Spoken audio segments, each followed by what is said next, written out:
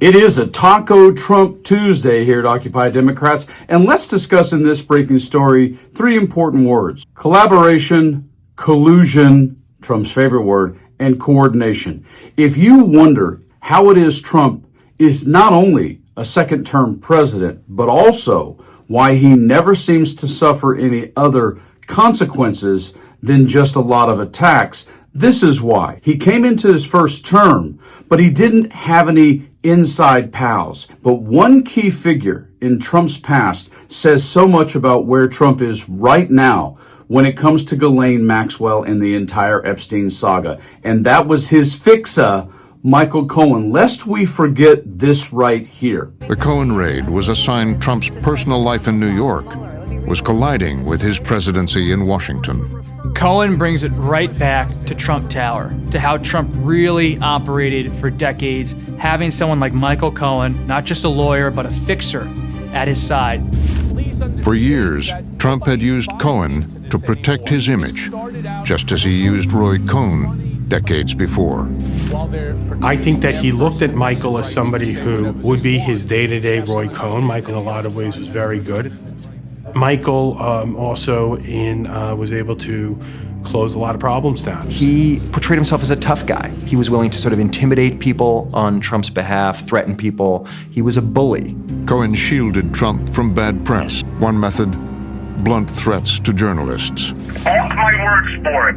I will make sure that you and I meet one day while we're in the courthouse, and I will take you for every penny you still don't have. The call was to reporter Tim Mack at the Daily Beast. So I'm warning you, tread very lightly, because what I'm going to do to you is going to be disgusting. Do you understand me? Doesn't that sound really familiar to the president? Yeah, because what Donald Trump had was 4 years in office and then 4 years in between to understand how to collaborate, collude, and coordinate so that no one ever exposes him. Back then, he just needed Michael Cohen. But when you are the president of the U.S., you need a whole collection of people to try and skate something like the situation with Epstein. And Trump's in the process of doing it. And this breaking story, you're going to hear from two of the victims involved in Epstein who have a little something to say.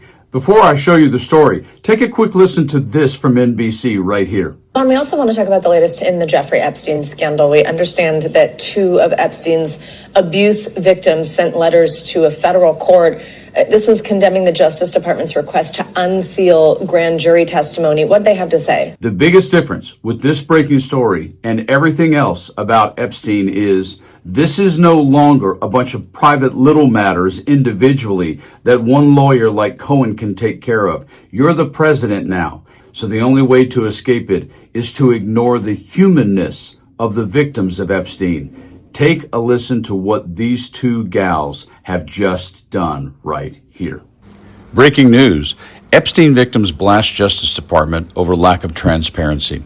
Two victims of Jeffrey Epstein, the late convicted ex-offender, ripped the federal government for appearing to be more concerned with protecting the financier's wealthy friends instead of them. The government is, in quotes, asking to release these transcripts, exhibits, etc., of which the victims are not privy to while they have concluded that there is nothing more to see on the files they hold. Yet, no one has seen them but them. I am beside myself, said one victim, who sent a letter to the federal judge weighing the Justice Department's request to unseal grand jury testimony in cases involving Epstein and his accomplice Ghislaine Maxwell. The victim, who was not named, said, in quotes, I am not sure the highest priority here is the victims, justice for the victims, or combating child exploitation, or at least I do not feel this way. If there was justice for the victims, we would see some kind of accountability for the years they allowed this horrible human being, if you can call him that, to prey on underage and young girls, the victim said. In a separate filing, a second Epstein victim wrote in a letter to the court and the U.S. government, in quotes, I am not some pawn in your political warfare. Why not be completely transparent? Show us all the files with only the necessary redactions, be done with it, and allow us to heal. The person called for victims' attorneys to be allowed to review any redactions. The victim also slammed the Justice Department's recent questioning of Maxwell, who's serving a 20-year prison sentence. The government, the victim wrote in quotes, did not and does not even care to know the truth. They would rather ask a convicted, imprisoned ex-trafficker, abuser for information. The Justice Department declined comment. Trump ordered the Justice Department to seek the release of pertinent transcripts after a joint Justice Department FBI memo released last month said that there was no evidence to charge other people and that no further information about the case would be released. The finding was met with furious backlash from Trump supporters who had been assured there would be transparency in the case. To me, the key part of that is the one victim who says Jeffrey Epstein and says the word human and then says, if you can even call him that. And that, quite frankly, is exactly how I feel about Donald Trump.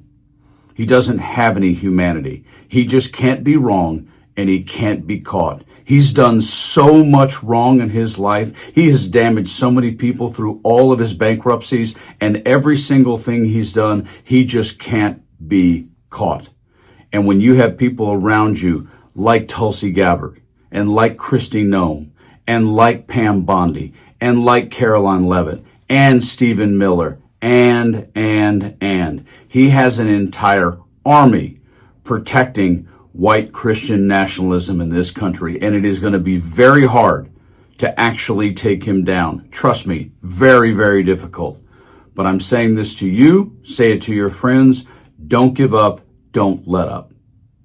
You guys stay frosty.